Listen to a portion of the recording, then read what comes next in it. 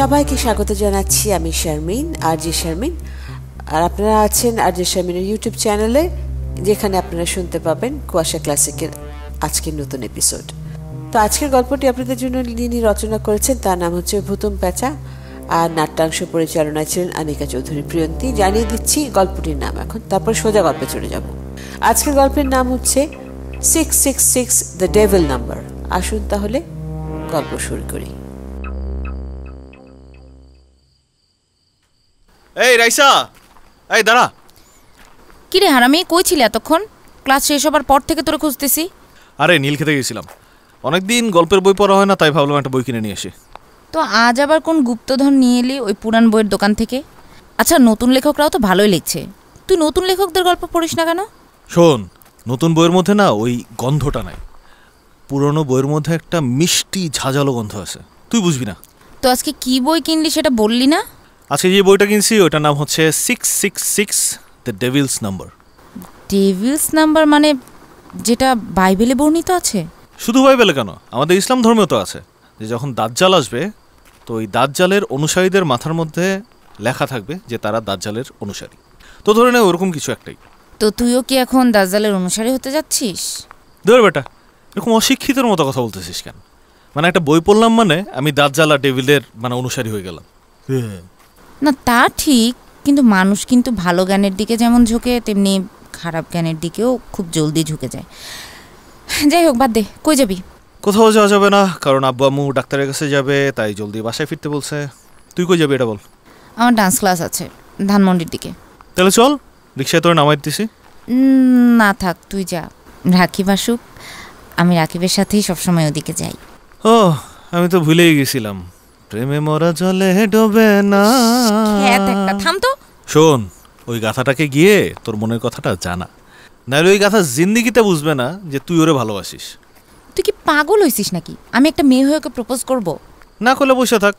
ওইটা যে গাধার গাধা, তুই যদি না বলিস, ও তো বলা দূরের কথা, আমি 100% শিওর তোর ভালোবাসার রেকগনাইজেশন ও জিন্দিগি দিতে পারবে না। এইভাবে বলিস না। দেখ, রাকিবের গাধা মেয়ে আমার পছন্দ। মাঝে মধ্যে তো কিউট কিউট রিয়াকশন দেয় না ছোট্টখাটো জিনিসে। হ্যাঁ, গাধা ছেলেদের বাজার ভালো, ভাবতেছি গাধা হওয়ার ট্রেনিং নিব। ঠিক আছে, তুমি তোমার গাধার অপেক্ষায় থাকো, আমি অগ্রগামী হই। আচ্ছা ঠিক আছে, সাবধানে যাস। ওকে মিস গাধি, কহি পে নিগাহ হে কহি পে নিশানা। রাকিব, সামির আর রাইসা স্কুল কলেজ পার করে এখন ভার্সিটিতে, আর ওরা স্কুল জীবন থেকেই তিনজন বেস্ট ফ্রেন্ড। কিন্তু বয়সের স্রোতে ওদের বন্ধুত্বের নৌকা যেন ভালোবাসার তীরে ভিড়ছে, আর তা নিয়ে সামির সবসময় রাইসার সাথে মজা নেয়। আর এর পেছনের কারণ হচ্ছে রাকিবের সাথে ফাজলামো করে কোনো লাভ নেই, কারণ রাকিব এত স্লো আর স্লথ যে ওকে নিয়ে মজা নেবার পর সবাই যখন বাসায় চলে যায় তখনও বুঝতে পারে সম্পূর্ণ বিষয়টা ওকে নিয়ে মশকরা করা হয়েছে। আর তারপর আর কি, গ্রুপ কল দিয়ে নয় সামিরকে ঝাড়বে আর নয়তো রাইসাকে। আর সেই ভয়ে সামির ওর সাথে মশকরা না করে, আর রাইসার ব্যাপারটা তো আপনারা বুঝতেই পারলেন। সামির রাইসার কাছ থেকে বিদায় নিয়ে বাসার দিকে রওনা হলো, কিন্তু ও যে বলেছিল রিক্সা করে যাবে সেটা আর করলো না। এটাই রওনা হলো বাড়ির দিকে। কি যেন একটা ভাবছে, আর গভীর মনোযোগ দিয়ে ভাবতে ভাবতেই হেঁটে বাসায় পৌঁছে গেল। বাসায় পৌঁছে সামির দেখলো বাড়িতে বাবা মা কেউ নেই। ও দরজা খুলে ঘরে গিয়ে ফ্রেশ হয়ে নিল। এরপর এক বাটি পপকর্ন নিয়ে 666 দ্য ডেভিল নাম্বার বইটা পড়তে আরম্ভ করলো। বেশ কিছুক্ষণ বইটা পড়বার পর সামির খুব ইন্টারেস্টিং একটা তথ্য পেল। 1100 সালের দিকে তৎকালীন ভারতবর্ষে লামনিগন গ্রামে শয়তানের পূজারীরা কামাখ্যা মন্দির থেকে বলির রক্ত আর একজন কুমারী ধরে নিয়ে আসত শয়তানের উদ্দেশ্যে উৎসর্গ করবার জন্য। সে সময় সেই শয়তানের পূজারীদের এমন অপ্রাকৃতিক ক্ষমতা ছিল যে কামাখ্যা মন্দির থেকে সেই রক্ত আর গুম করা যুবতীকে নিয়ে 250 কিলোমিটার দূরে তারা গ্রামে পৌঁছাতে সময় লাগতো তাদের মাত্র 6 মিনিট। বাহ!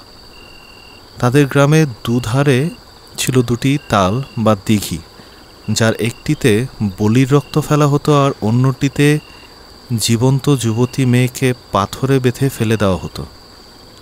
যুবতী মেয়েদের যখন পাথরে বেঁধে ফেলা হতো তখন তাদের এক প্রকারের বিশেষ ফুলের, যার নাম ডেভিলস ট্রাম্পেট, সেটির শুকনো গুঁড়ো শুকানো হতো আর তার মাধ্যমে তাদেরকে সম্মোহিত করা হতো। বিশেষজ্ঞদের মতে সেই পূজারীদের হাত ধরেই এই ডেভিলস ট্রাম্পেট ফুলটি সুদূর ব্রাজিল থেকে এই উপমহাদেশে এসেছিল, যা এখনও ধারণা করা হয় যে সেই গ্রামে খুবই গোপনে নিবিড় যত্নের সাথে চাষ করা হয়। সেই ফুলের শুকনো গুঁড়ো এক বিশেষ মন্ত্রপ্রুত করে যে কাউকে আজীবনের জন্য সম্মোহিত বা হিপনোটাইজ করা সম্ভব। সেই পূজারীরা শয়তানের উদ্দেশ্যে করা এই আনুষ্ঠানিকতার পর সেই পূজারীদের প্রত্যেকের কপালে 666 সংখ্যাটি কিছুক্ষণের জন্য ফুটে উঠত, আর প্রত্যেক উৎসর্গের পর তারা হয়ে উঠত প্রবল শক্তি আর ক্ষমতার অধিকারী। ব্যাপারটা তো ইন্টারেস্টিং। আচ্ছা, এই লামনিগন গ্রামটি এখন কোথায়? গুগল ম্যাপে দেখি। আরে আসলে তো এই গ্রাম আছে এখনো। আর ও মাই গড, এটা তো বাংলাদেশে। সিলেটের কোম্পানিগঞ্জ আর ছাতকের মাঝখানে। আসতেছি। কিরে, কখন আসছিস বাসায়? এই 6:30টার সময়। কি করতেছিলি? ভাত বাড়া ছিল, খেয়েছিস? না, আমি একটা ইম্পর্টেন্ট বই পড়তেছি মা, পরে কথা হবে। তোমার ইম্পর্টেন্ট বই মানেই তো গল্পের বই। শোনো, ডাক্তার কিন্তু আমাকে আর কাজের চাপ নিতে মানা করেছে। তোমার ভার্সিটি তো প্রায় শেষের দিকে। এখন আস্তে আস্তে আমার ব্যবসাটায় বসা শুরু করো। আমি যতদিন আছি আমার কাছ থেকে ব্যবসাটা বুঝে নাও। হ্যাঁ বাবা, যাবো না, আমি এখন ঘরে গেলাম। সামিরের মা, আমরা কি আমাদের ছেলেটাকে মানুষ করতে পেরেছি? তুমিও না আছো, ছেলে আমাদের ভালোই মানুষ হয়েছে। শুধু যে কোনো হালকা ব্যাপারে তোমার ওই ওভার থিঙ্ক করাটা থামাও। যাও, তুমি আজকে রেস্ট নাও, আর একদম ল্যাপটপ নিয়ে বসবে না। হ্যাঁ, ডাক্তার কি বলেছে শুনেছই তো? লো ফ্যাট ফুড, রাত 9টার মধ্যে ঘুম, আর নেক্সট 15 ডেজে কমপ্লিট রেস্ট। তুমি যাও, ঘরে গিয়ে ফ্রেশ হও, আমি তোমার খাবারটা রেডি করছি। ঠিক আছে। রাতের খাবার খেয়ে সামির ও ওর বাবা মা ঘুমিয়ে পড়ে। হঠাৎ করেই রাত 3:33 যখন বাজে, তখন সামিরের ঘর থেকে একটা বিকৃত হাসির শব্দ ভেসে আসে।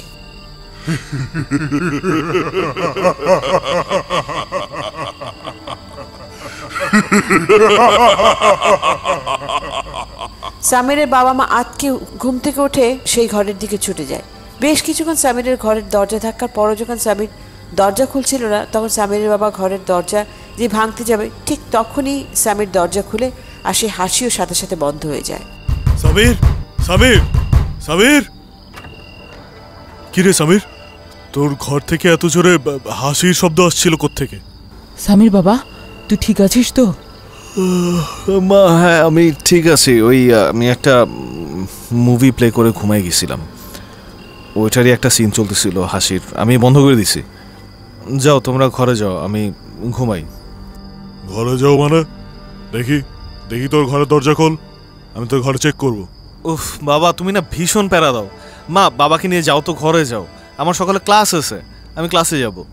আহা, চলো তো চলো, ও তো বললো মুভি দেখতে দেখতে ঘুমাই গেছিল। যা বাবা যা, তুই ঘুমাতে যা। দেখো সামিরের মা, তোমার ছেলের প্রতি এই তীব্র ভালোবাসা কিন্তু একদিন ছেলের জন্য মহাকাল হয়ে দাঁড়াবে, আমি বলে দিলাম। ওর ভাষার অবস্থা দেখছো? ও বাবাকে বলে কিনা আমি ওকে প্যারা দেই। আহা ছাড়ো তো, আমাদের ছেলের কিচ্ছু হবে না। আর এখনকার ছেলে মেয়েদের ভাষাটাই এমন। চলো তো চলো, ঘুমোতে চলো। সামিরের মা, আমি কিন্তু বলে দিলাম তোমার এই ছেলে একদিন কোনো একটা বড় দুর্ঘটনা ঘটাবে। আচ্ছা ঠিক আছে, আমি বুঝেছি, তুমি চলো তো চলো। এই কথা বলতে বলতে ওনারা ঘুমাতে চলে গেল। কিন্তু সামিরের ঘরে কি আসলে মুভি চলছিল নাকি অন্য কিছু?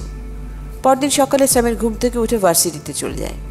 সকালের ক্লাস শেষ করে ক্যান্টিনে রাইসা আর রাকিবের অপেক্ষা করতে থাকে। কি রে সামির, তুই আজকে সকালের ক্লাস করছিস? সূর্য কোন দিকে উঠলো? সকাল সকাল ঘুম থেকে ওঠার প্র্যাকটিস করতেছি। ভার্সিটি তো প্রায় শেষের দিকে, কিছুদিন পর তো জবে ঢুকতে হবে, আর তখন সকালে ঘুম থেকে উঠতে না পারলে ঝামেলা হয়ে যাবে, তাই সকালে ওঠার অভ্যাস করতেছি। যাক, তোর এই দূরদর্শিতা দেখে আমি বিমোহিত। রাইসা, ভার্সিটি তো শেষের দিকে, চল না ঘুরতে যাই কোথাও। 2 দিন পরে তো একটা লম্বা ছুটি আছে 4 দিনের জন্য, যাবি? না রে দোস্ত, অনেক গরম, এই গরমে কোনো ট্যুর না। আরে ঠান্ডা আর বৃষ্টি আছে যেদিকে, সেদিকেই যাব। আর তাছাড়া ভার্সিটি তো প্রায় শেষের দিকে, এবার ট্যুর না দিতে পারলে মনে হয় না আর কখনো আমাদের ট্যুর দেওয়া হবে। কি রে, তোরা কোথায় যাওয়ার প্ল্যান করছিস? ওই তো হাড্ডিতে কাবাব এসে হাজির। মানে? না মানে তোরা দুজন তো কাবাব আর আমি তো হাড্ডি, তাই আর কি বললাম, হাড্ডিতে কাবাব এসে হাজির। তুই এসব কি বলতেছিস? হয়েছে, আর নাটক করা লাগবে না। আমি কি বলতে চাই এটা তুই খুব ভালো মতোই জানিস, আর তুই যে লজ্জা পেলে তোতলাস এটা আমাদের জানা আছে। এই সামির, ওকে আর জ্বালাস না তো। রাকিব, ওইসব ছাড়ো তুমি। সামির বলতেছিল যে ভার্সিটি শেষের পথে আর সামনে 4 দিনের ছুটি আছে, তাই সবাই মিলে একটু ঘুরতে যাই। মানে তোরা অলরেডি ডিসাইড করে ফেলেছিস? না মানে ও মাত্রই বলল, তোর জন্য আমি অপেক্ষা করতেছিলাম। মানে সবাই তাদের মতামত দিলে তারপর না হয় আমি আমারটা বলবো। ওই হ্যাঁতে হ্যাঁ আর নাতে না আর কি। কি না তুই যাবি কিনা সেটা বল, তোর সিদ্ধান্ত এই ট্যুরের জন্য অনেক ইম্পর্টেন্ট। আগে যাবিটা কই সেটা তো বল। ও হ্যাঁ তাই তো, আমি ভাবছি যেহেতু প্রচুর গরম পড়ছে তাই সিলেটের দিকে যাব, ওই সাইডটা ঠান্ডা আছে। সিলেট কোথায়? জাফলং, শ্রীমঙ্গল নাকি টাঙ্গর হাওর? কোনোটাই না, আমরা যাব সিলেটের লামনিগঞ্জ গ্রামে। এটা হবিগঞ্জ আর ছাতকের মাঝখানে বর্ডার সংলগ্ন একটা গ্রাম। আরে দূর বেটা, ওইখানে গিয়ে কি ঘাস কাটবো? সিলেটে এত সুন্দর সুন্দর হোটেল আর রিসোর্ট ফালা, আমরা এখন লাবনীগঞ্জে যাব? লামনিগঞ্জ না, লামনিগঞ্জ। আর সেখানে যাওয়ার প্রধান কারণ হচ্ছে পূর্ণ চন্দ্রগ্রহণ। না মানে ওই আমি মুন ক্যালেন্ডার দেখলাম, সেটাই দেখলাম যে 20 মে লামনিগঞ্জ গ্রামের থেকে পূর্ণ চন্দ্রগ্রহণ দেখা যাবে। আর এই চন্দ্রগ্রহণ সিলেক্টিভ কিছু গ্রামেই দেখা যাবে, মানে ভারতের কিছু গ্রাম আর বাংলাদেশের এই লামনিগঞ্জ। পূর্ণ চন্দ্রগ্রহণ? সত্যি? কিন্তু এই পূর্ণ চন্দ্রগ্রহণ কি ওই গ্রাম ছাড়া আর কোথাও থেকে দেখা যাবে না? না ওই যে বললাম যে খুব সিলেক্টিভ কিছু গ্রামে দেখা যাবে, মানে এই বাংলাদেশের লামনিগঞ্জ আর লামনিগঞ্জের একটু পার করে ভারতের দিকের কিছু গ্রামে মাত্র 3 মিনিট 33 সেকেন্ডের জন্য এই পূর্ণ চন্দ্রগ্রহণ দেখা যাবে। ব্যাপারটা কিন্তু বেশ এক্সাইটিং। পূর্ণ চন্দ্রগ্রহণ আর তারপর ভরা জ্যোৎস্না, আমি রাজি। কি রে, তুই না বললে আমি বললে তারপর রায় দিবি? রাকিব দেখ, চল না প্লিজ। পূর্ণ চন্দ্রগ্রহণ সবসময় দেশে দেখতে পাওয়া যায় না, আর সবসময় হয়ও না এগুলো। প্লিজ তুই মানা করিস না প্লিজ। ঠিক আছে। ইপি, সো আমরা লামনিগঞ্জ গ্রামে যাচ্ছি। আরে থাম তো, ফুর্তি পড়ে। আগে বল যাওয়ার আর থাকার ব্যবস্থা কি? আরে বেটা, বাসায় আব্বু এতগুলো গাড়ি কিনছে কি মাঠে হাল চড়ানোর জন্য, ওখান থেকে একটা নিয়ে নিব, তুই প্যারা নিস না। আর থাকার ব্যবস্থা আমি করে ফেলবো। কিন্তু দোস্ত, খরচ সব মিলায় কেমন হবে? আর বুঝতেই তো পারতেছিস আমার পকেটের অবস্থা। তোদেরকে খরচ নিয়ে ভাবতে হবে না, this tour is on me. এই ট্যুর আমার পক্ষ থেকে তোদের জন্য একটা ছোট্ট গিফট। দোস্ত, আল্লাহ যেন তোর মতো বন্ধু প্রত্যেকটা ফ্রেন্ড সার্কেলে একটা করে দেয়। আমরা ট্যুরে যাচ্ছি লামনিগঞ্জ। Here we come! ভার্সিটি শেষ হওয়ার আগ দিয়ে ওদের এটা শেষ ট্যুর, আর তার জন্য ওরা সবাই দারুণ খুশি এবং এক্সাইটেড। কিন্তু ওরা জানে না যে ওদের মধ্যে থেকে সামির একটু বেশিই খুশি, কারণ এই ঘুরতে যাওয়াটা সামিরের জীবন পরিবর্তন করতে যাচ্ছে। কিন্তু সামির ওদেরকে কেন নিয়ে যাচ্ছে? রাকিব আর রাইসা খুশিতে এটাই ভুলে গিয়েছে যে সামির তো ড্রাইভিং জানতো না, আর সেজন্য আজ পর্যন্ত ভার্সিটিতে যাতায়াত করছে ড্রাইভারের সাথে।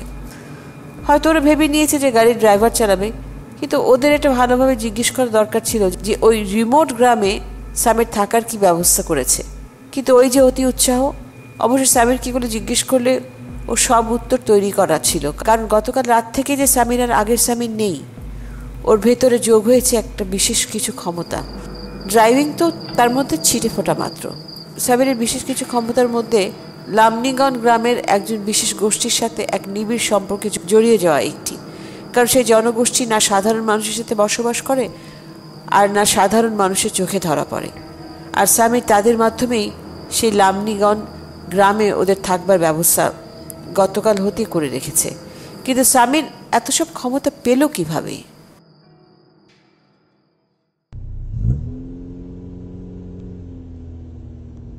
এই সামির, গাড়িটার সামনে কোথাও একটু থামা না। ও বসে থাকতে থাকতে কোমরটা শেষ আমার। হ্যাঁ মামা, সামনে একটা চায়ের দোকান থেকে একটু থামা। আর 10 কিলো পরে একটা ছোট চা বাগান আছে, ওখানে চা পাওয়া যায় ভালো, ওখানে থামাচ্ছি দাঁড়া। সামির, তুই এত ভালো গাড়ি চালাতে পারিস, আগে বলিসনি তো। তোকে তো সবসময় ড্রাইভার আঙ্কেল ভার্সিটিতে নামাই দিয়ে যায়। পরিবর্তন মানব সভ্যতার এক প্রাচীন প্রবৃত্তি। প্রয়োজনের তাগিদে পরিবর্তন নয় করে নিতে হয়, আর না হলে সয়ে নিতে হয়।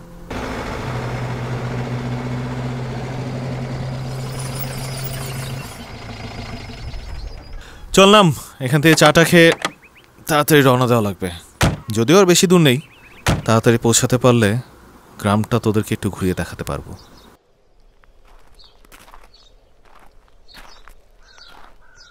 মামা 3টা চা দিয়েন তো। রং চা দিমু না দুধ চা? ওই তোরা রং চা খাবি না দুধ চা খাবি? না, আমার জন্য একটা রং চা দিতে বল। আমাকে একটা দুধ চা দিতে বলিস। মামা 2টা দুধ আর একটা রং। আচ্ছা। কি রে সমীর, আজীবন খালি দুধ চা, আজকে আবার রং চা, কাহিনী কি? মামা তুই যাই বলিস না কেন, তোর ড্রাইভিং স্কিল আমি মুগ্ধ। যেভাবে তুই এক একটা গাড়ি ওভারটেক করলি, রাইসার জায়গায় আমি থাকলে তো আমার মোশন সিকনেস শুরু হয়ে যেত। কিন্তু মামা বিশ্বাস কর, আজকে ট্যুরে আসবার সময় যখন দেখছি তুই ড্রাইভ করবি, তখন আমি ভাবছিলাম যে একবার বলবো আমি যাব না। কিন্তু তুই কিন্তু সেটা বললি না, কারণ তুই সেটা বললে রাইসা আমার সাথে একা চলে আসতো। মানে কি আমি না আসলে রাইসা তোর সাথে চলে আসতো? যাক, তার মানে তুই রাগলেও তোতলাস। তোর সাথে মজা করতেছিলাম। এত সিরিয়াস হয়ে যাস কেন কথায় কথায়? শোন, তোরা তো কাউয়ের মাংস, আর আমি তো হাড্ডি। কি রে হালাল দুলাল, তোরা এখানে দাঁড়ায় কি নিয়ে এত আলাপচারিতা চালাচ্ছিস শুনি? কিরে, তোর কল করা শেষ? আম্মুকে জানাই দিলাম যে আমরা সিলেট ঢুকে গেছি। আচ্ছা, সবার চা খাওয়া শেষ না? চল রওনা দিই। আচ্ছা, প্রায় তো 2টা বাজে, দুপুরে খাবো কোথায়? লামনিগনে পৌঁছে যা, চায়ের কাপগুলো দিয়ে আয়। রাইসা আয়, আমরা গাড়িতে উঠি। হ্যাঁ, এখন কিন্তু আমি সামনে বসবো।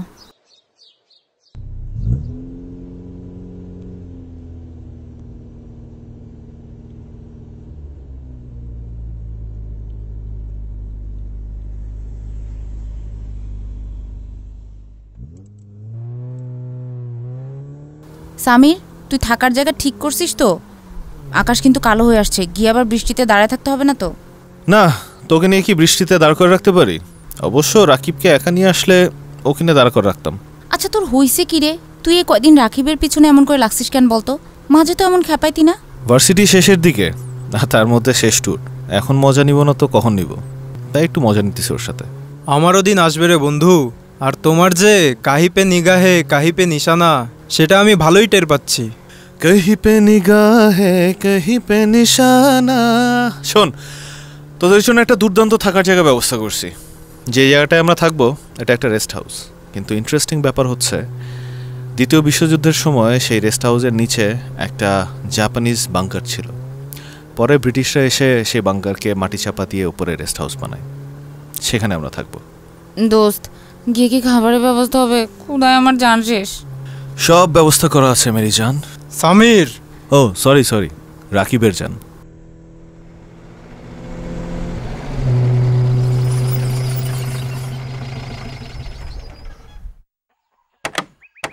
চল নাম। রাকিব, তুই ব্যাগগুলো নিয়ে ভিতরে আয়, আমি দেখি ভেতরে সব কিছু ঠিক আছে নাকি। রাইসা, তুই আয় আমার সাথে। তুই যা, আমি রাকিবের সাথে ব্যাগগুলো নিয়ে আসতেছি। রাইসা, তুই কি সামিরের মধ্যে কি কোনো পার্থক্য লক্ষ্য করতেছিস? দেখ, ওর হাঁটার স্টাইল, কথা বলার স্টাইল কিছুটা অন্যরকম লাগতেছে না? আর তোর সাথে কিভাবে কথা বলতেছিল দেখছিস? তুইও না, মানে ও তোকে খেপায় আর তুইও খেপিস। আর সেদিন তো বললই সামির যে ওর লাইফস্টাইল চেঞ্জ করার চেষ্টা করতেছে গ্র্যাজুয়েশনের পর জব লাইফের জন্য। ওর মতো বড়লোক ব্যবসায়ী বাবার ছেলের চাকরির কি দরকার? হ্যাঁ, যত সব শো অফ। পোড়া পোড়া গন্ধ পাচ্ছি। হ্যাঁ নে, এখন তুইও মজা নে। যা না, যা সামিরের গলায় ঝুলে একসাথে মজা নে আমার। ওই সব মেয়েরা না একই, ওই সব টাকার পেছনেই ছুটে। গলায় কার ঝুলতে চাই সেটা যদি তুই বুঝতি, তাহলে আর এই কথাটা বলতি না। তোর ব্যাগ নিয়ে ভেতরে আয়, আমি গেলাম। এই রাইসা, দাঁড়া। কিরে, রাগ করলি নাকি? আচ্ছা শোন, আই এম সরি। মুখে যা আসে তাই তুই বলবি আমাকে? কারো ফিলিংসের তোয়াক্কা করিস না তুই। আর কারটা কি করবি? তুই তো নিজের ফিলিংস নিজেই বুঝিস না। আচ্ছা, আমি সরি। জানিসই তো আমি বুঝি না, কিন্তু তুই তো বুঝিস আর জানিসও। না, আমি কিছুই জানি না। যার যা বলার সে স্পষ্ট করে বলবে, আর তা না হলে আজ এখানেই সব শেষ।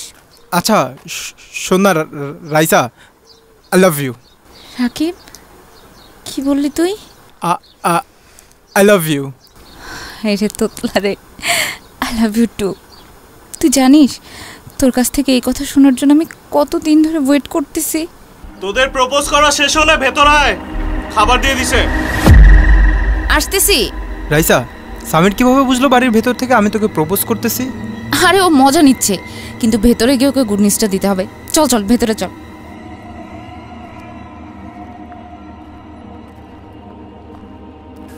রাইসা ভাবছে যে সামির ওদের সাথে মজা নিচ্ছে, কিন্তু আসলে না। এতক্ষণ বাইরে যা যা হয়েছে তা সবই সামি শুনেছে, কারণ সামিরের চোখ কান চারদিকে ছড়িয়ে আছে। ও এক জায়গায় দাঁড়িয়ে অন্য জায়গার কথা খুব সহজেই শুনতে পায়, দেখতে পায়, অনুভব করতে পারে কার মনের ভেতর কি চলছে। রাইসা রেস্ট হাউসের ভেতরে ঢুকে দৌড়ে সামিরের কাছে গিয়ে ওর জীবনের সব থেকে আনন্দের নিউজটা শেয়ার করে। সামিরে এমন একটা ভাব করলো যে ও অনেক আনন্দিত ওদের কথা শুনে, আর এই মাত্রই ও রাইসার কাছ থেকে খবর পেল। সামির গিয়ে রাকিবকে জড়িয়ে ধরে কংগ্রেচুলেট করে। আরে মামা, কংগ্রেচুলেশনস। যাক, আমার পচানোর জন্য হলেও তুই মুখ খুললি। I am so happy. যা এখন ফ্রেশ হয়ে নে, খাবার দিয়ে দিছে। শোন, ওই ডান দিকের ঘরটা তোর, আর রাইসা ওই বাদিকে, মানে ওই ঘরটার পাশের যে ঘরটা ওটা তোর, আর তার পাশের ঘরটা আমার। অবশ্য তোদের এখন যে অবস্থা, আবার কি একসাথে থাকতে থাকতে চাস নাকি? মানে? না না, মানে ফানে সব বিয়ের পরে। যা এখন ফ্রেশ হয়ে নে, লাঞ্চ করি, তারপর রেস্ট নেই। সন্ধ্যায় বসে তোদের বিয়ের প্ল্যানিং করবো। যা এখন ফ্রেশ হয়ে নে, যা যা যা যা, খাবার দিয়ে দিছে। ওরা ফ্রেশ হয়ে দুপুরের খাবার খেয়ে কিছুক্ষণ ঘুমিয়ে নিল। কিন্তু এই লামনিগঞ্জ গ্রামের আসবার পর থেকে রাফির মাথায় এটা আসছে না যে এই গ্রামে কোনো মানুষ নেই কেন। আর তাই তো দুপুরে সবাই ঘুমোবার পর রাকিব চারপাশটা একটু করে পায়চারি করতে বের হয়। বেশ কিছুক্ষণ হাঁটতে হাঁটতে একটা দিঘির পাড়ে পৌঁছলো, কিন্তু না, কাউকে দেখলো না। কোনো একটা মানুষ তো দূরের কথা, একটা কাকও নেই। রাকিব রেস্ট হাউসে ফিরে গেল। রেস্ট হাউসে পৌঁছে রাকিব একটা ভাত ঘুম দিয়ে নিল। খুব ক্লান্ত ক্লান্ত লাগছে ওর। আর সে ঘুম ভাঙল সন্ধ্যায়, তাও তীব্র ঝিঝি পোকার ডাকের কারণে। ঘুম থেকে উঠে রাকিব রাইসার ঘরে গেল, দেখলো রাইসা মাত্রই ঘুম থেকে উঠেছে। রাকিব রাইসাকে পুরো গ্রামটা যে খালি সেটা সে কথাটা বলল, আর তখনই ঘরে ঢুকলো সামির। কিরে কপত কপতি, কি করছিস? আয় ভেতরে আয়। কিছুই না, রেস্ট নিচ্ছিলাম আর এমনি একটু কথাবার্তা বলছিলাম। আচ্ছা সামির, এই গ্রামটা তো খালি কেন রে? আসবার পর থেকে কোনো মানুষই তো দেখলাম না, নট ইভেন এই রেস্ট হাউসে একটা কেয়ারটেকারকে। স্যার, আপনারা চা খাবেন না কফি খাবেন? ওরে বাবারে, কি রে, ভয় পেলি নাকি? ওই রেস্ট হাউসের কেয়ারটেকার আমরা আসবার পর আমাকে বলে বাজারে গিয়েছিল। গয়েন ভাই, আপনি আমাকে ব্ল্যাক কফি দিন আর ওদেরকে দুধ চা। আচ্ছা। কিন্তু সামির, এই গ্রামে তো খালি কেন বলতো? নতুন প্রেমের ভাব প্রকাশ হয়েছে তো, তাই দিন দুনিয়া সব হারাই ফেলছিস। দুনিয়ার মানুষ এই গ্রামে, আর তোরা বলতেছিস এই গ্রামে কোনো মানুষ নেই। কই, আমি তো দুপুরের খাবার খেয়ে তোরা যখন ঘুমাচ্ছিলি তখন তো বের হয়েছিলাম। কই, কাউকে তো দেখলাম না। আরে বেটা, এটা গ্রাম, শহর না। এখানে মানুষ দুপুরের খাবার খেয়ে ভাত ঘুম দেয়। এখন বাইরে গিয়ে দেখ, দেখবি দুনিয়ার মানুষ। আচ্ছা, বিশ্বাস হচ্ছে না তো চল বারান্দায় চল, গিয়ে দেখ। ওরা বারান্দায় আসতেই রাকিবের চোখ কপালে। রেস্ট হাউসের সামনে দিয়ে এত মানুষ, যেন মনে হচ্ছে একটা হাড় ভেঙেছে। সামির, এত মানুষ, এত রিক্সা, কিন্তু দুপুরে তো এর এক ভাগও ছিল না। আর এত মানুষ কেন এখানে? বললাম না, দুপুরের দিকটায় এখানকার মানুষরা ভাত ঘুম দেয়। আর এখন এত মানুষ কারণ সামনে একটা মেলা বসছে, ওখানেই সবাই যাচ্ছে। সামির, মেলা বসছে? চল না চল না প্লিজ, আমরাও যাই। যাবি? ওকে, আগে চাটা খেয়ে নেই, তারপর যাই। ওরা সন্ধ্যার চা কফি খেয়ে রওনা হলো গ্রামের মেলার দিকে। কিন্তু রাফির মনের ভেতরটা এখনো খচখচ করছে, আর কেমন যেন মনে হচ্ছে এই ট্যুরটা পুরো সাজানো। যখন যেমনটা হবার দরকার ঠিক তখনই সেটা হয়ে যাচ্ছে, ঠিক যেমনটা থিয়েটারের নাটকের মধ্যে হয়। একটা দৃশ্য শেষ হচ্ছে আর একটা করে প্রপস আর পুরো সেট পরিবর্তন হচ্ছে, যেন কোনো নাট্য পরিচালক দর্শকের মন পড়তে পারছে আর সেই অনুযায়ী নাটক চলাকালীন সময় ঘটনার মধ্যে পরিবর্তন আনছে আর পরিবেশন হচ্ছে। হঠাৎ রাকিব খেয়াল করলো মেলার প্রাঙ্গণ দেখা যাচ্ছে। একটা বিশাল দিঘির পাড়ে বসেছে মেলা। সেখানে বড় বড় নাগরদোলা, সার্কাসের তাঁবু, খাবারের দোকান, খেলনার দোকান, হাওয়াই মিঠাই, কি নেই।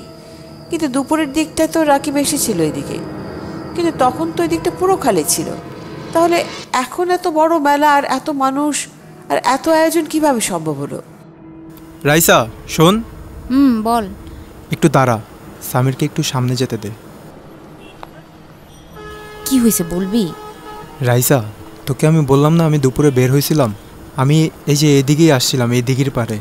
আমি এখানে কিছুক্ষণ দাঁড়ায়ও ছিলাম, কিন্তু তখন এই মেলার ছিটে ফোটাও ছিল না।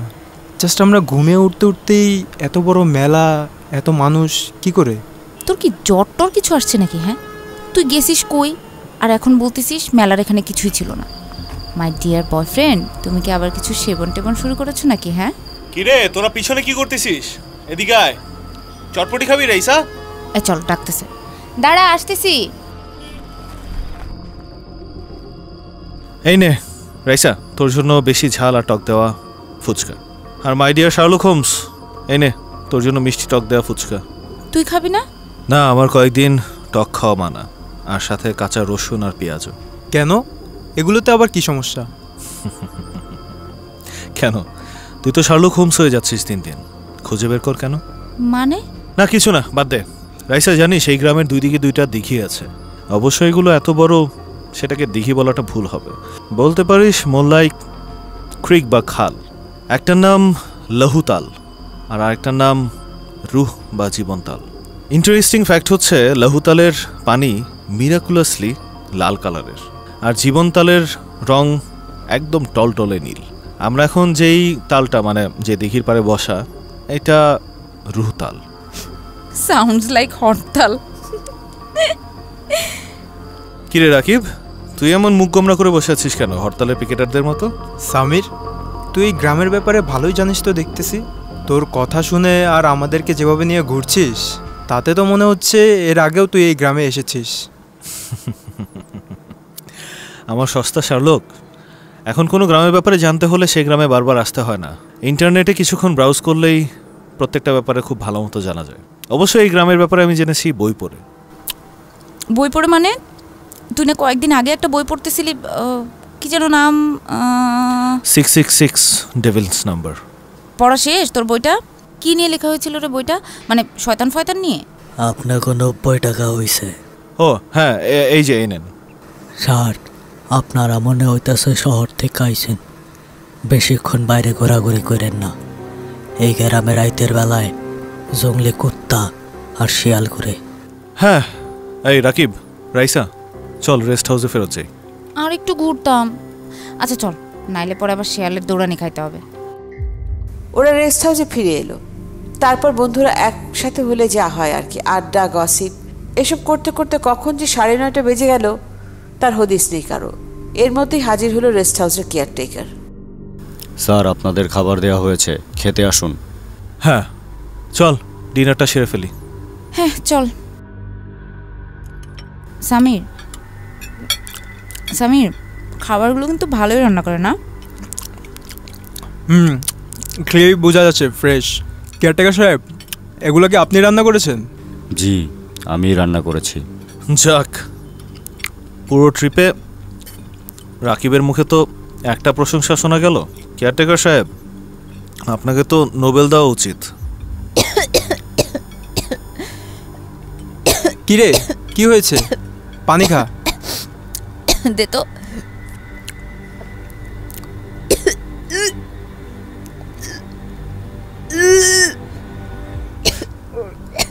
আরে আরে কি হলো?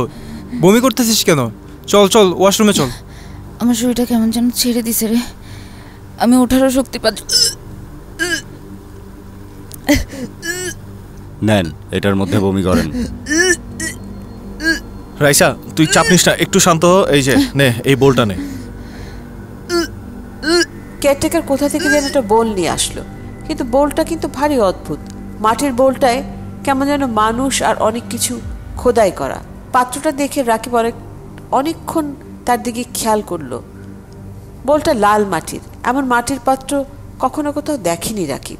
যেন হাজারো বছর আগের কোনো পুরনো সভ্যতা খুঁড়ে এই পাত্রটি বের করা হয়েছে।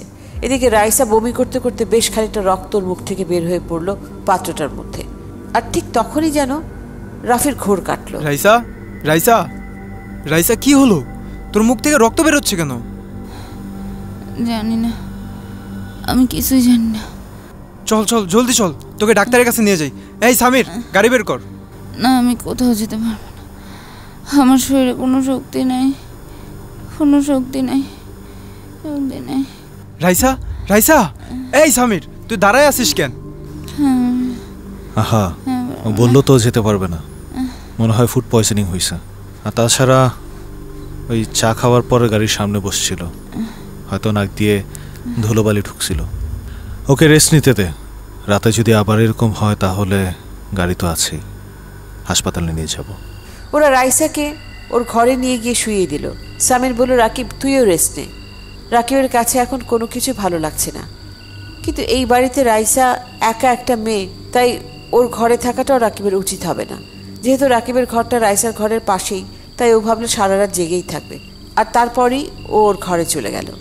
রাকিব ঘরে ঢুকে সোজা ওর বারান্দায় চলে গেল, কারণ ওখান থেকে রাইসার বেডটা জানালা দিয়ে দেখতে পাওয়া যায়। বেশ কিছুক্ষণ ধরে রাকিব বারান্দায় বসা। রাইসার ঘরে জানালা দিয়ে রাকিব দেখছে রাইসা ঠিক আছে কিনা। হঠাৎ করে রাকিব খেয়াল করে যে রেস্ট হাউসের গেট দিয়ে কি যেন বের হচ্ছে। ভালোভাবে তাকাতেই দেখে বাড়ির কেয়ারটেকার। শুধু তাই না, ওর হাতে সেই মাটির বোলের মতন পাত্রটি খুব যত্ন সহকারে অন্ধকারে কোথায় যেন নিয়ে যাচ্ছে। রাকিবের সন্দেহ হওয়াতে ও সেই কেয়ারটেকারের পিছু নিল। কেয়ারটেকারটা যাচ্ছে কোথায়? আর ওর হাতে ওই নোংরা বোলটা কেন? আরে, এটা তো একটা দিঘি, আর উনি এই পাত্রটা নিয়ে দিঘিতে নামলো কেন? করছেটা কি? চাই তো একটু কাছে গিয়ে দেখি।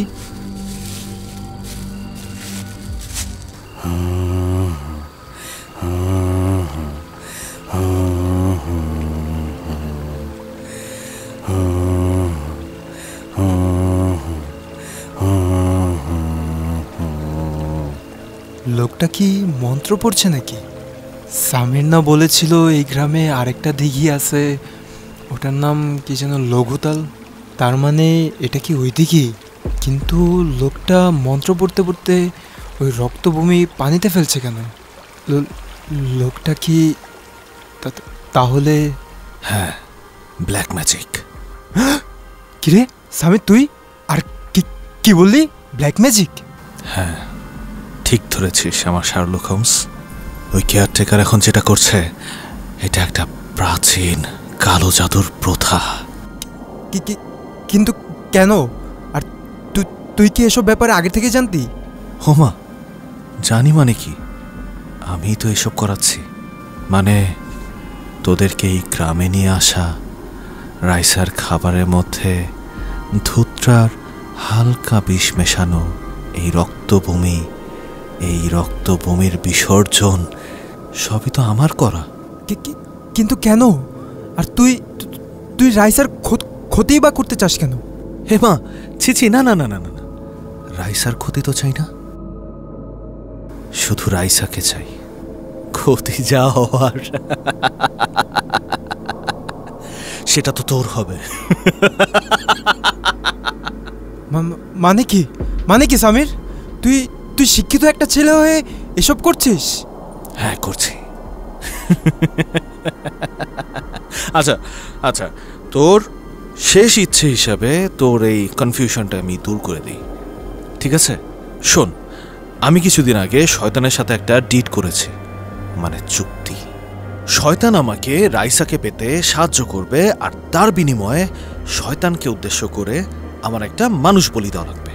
প্রথমে আমি ভাবছিলাম বাবা অথবা মায়ের মধ্যে থেকে যে কোনো একটাকে সল্টাই দিব, কিন্তু তুই তো জানিস আমি অঙ্কে অনেক ভালো। তাই পরে আমি হিসাব করে দেখলাম যে আমার জীবনে রাইসাকে পাওয়ার পরে সব থেকে ইউজলেস মানুষটা হবি তুই। বাস, চাইলে অবশ্য তোকে আমি ঢাকায় সল্টাই দিতে পারতাম, কিন্তু গল্পটা না জমতো না। তার উপরে পুলিশের খ্যাচ খ্যাচ প্যাচ প্যাচ, যদিও শয়তান সেগুলো আমার জন্য ম্যানেজ করে দিত। যাক, মেইন পয়েন্ট হচ্ছে গল্পটা জমতো না। তাই একটু কষ্ট করে হলেও তোদেরকে আমি এই প্রাচীন সভ্যতার গ্রামে নিয়ে এসেছি। রাকিব, অনেক কথা হয়ে গেছে, এবার এই নে। এটা কি দিলে তুই? আমার নাক মুখ তো জ্বলে যাচ্ছে।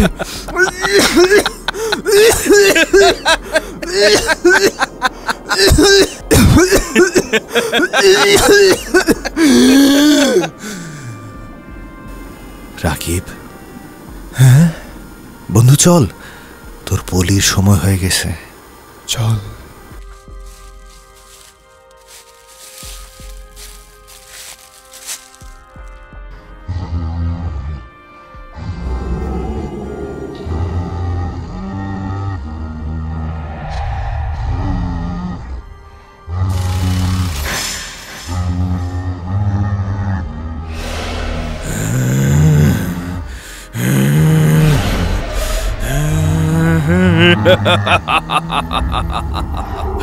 হে শয়তান, হে আমার সঙ্গী, আমার বলি স্বীকার করো, স্বীকার করো এ বলি, স্বীকার করো, স্বীকার করো, স্বীকার করো, স্বীকার করো।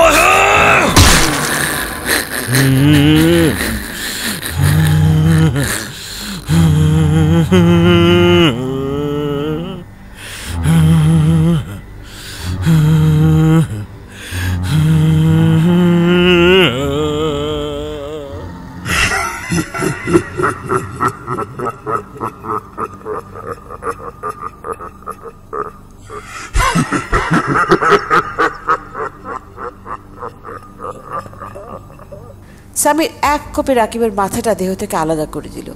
কিভাবে পারলো সামির এমন নির্মম কাজটা করতে? যখন রাকিবের মাথাটা মাটিতে পড়েছিল তখন ওর মাথা কিছুক্ষণের জন্য 666 এই সংখ্যাটি ভেসে উঠেছিল, আর তার অর্থ শয়তানে বলি গ্রহণ করেছে। সারা রাত এত কিছু ঘটনা ঘটল, কিন্তু রাইসা মরার মতন পড়েছিল বিছানায়। পরদিন রাইসাকে সামির যেন আবার মঞ্চ পড়ে জীবিত করলো।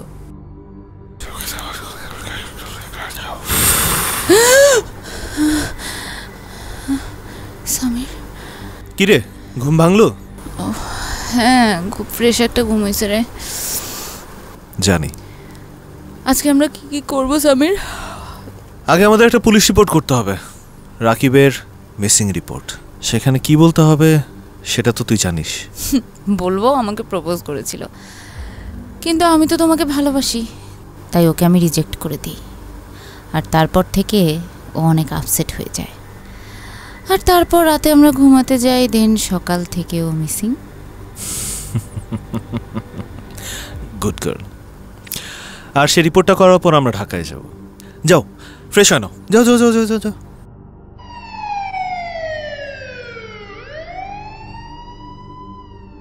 অফিসার, অফিসার আমাদের ফ্রেন্ডকে প্লিজ খুঁজে বের করুন।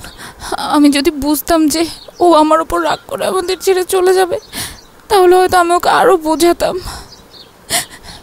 দেখুন, আপনি কাঁদবেন না, আমরা যত দ্রুত সম্ভব তাকে খুঁজে বের করব। Thank you officer. আমরা তাহলে উঠছি, আমাদের আবার ঢাকায় পৌঁছাতে হবে। Now straight to Dhaka. Samir, তুমি আমাকে বিয়ে করবে? দেন স্ট্রেট টু তোমার বাড়ি।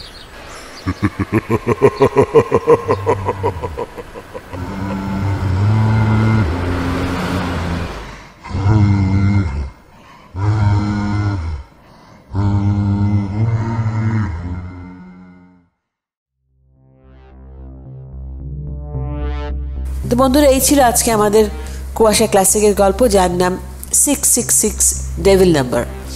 আর আজকের এই গল্পটি যিনি রচনা করেছেন তার নাম ভুতুম প্যাঁচা। আজকে নাট্য পরিচালনায় ছিলেন আনিকা চৌধুরী প্রিয়ন্তী। আর এখন জানিয়ে দিচ্ছি গল্পের বিভিন্ন চরিত্রে যারা কণ্ঠ দিয়েছেন তাদের নাম। মূল চরিত্রে ছিলেন আবির, হিমেল ও প্রিয়ন্তী। পার্শ্ব চরিত্রগুলোতেও ছিলেন আবির, প্রিয়ন্তী ও আলিফ। তো বন্ধুরা, আজকের কুয়াশা ক্লাসিক আপনাদের কেমন লেগেছে তা কমেন্ট বক্সে অবশ্যই জানাবেন। আর যারা এখনও আমার চ্যানেলটি সাবস্ক্রাইব করেনি তারা এখনই সাবস্ক্রাইব করে আমাদের কুয়াশা পরিবারে যোগ দিয়ে ফেলুন।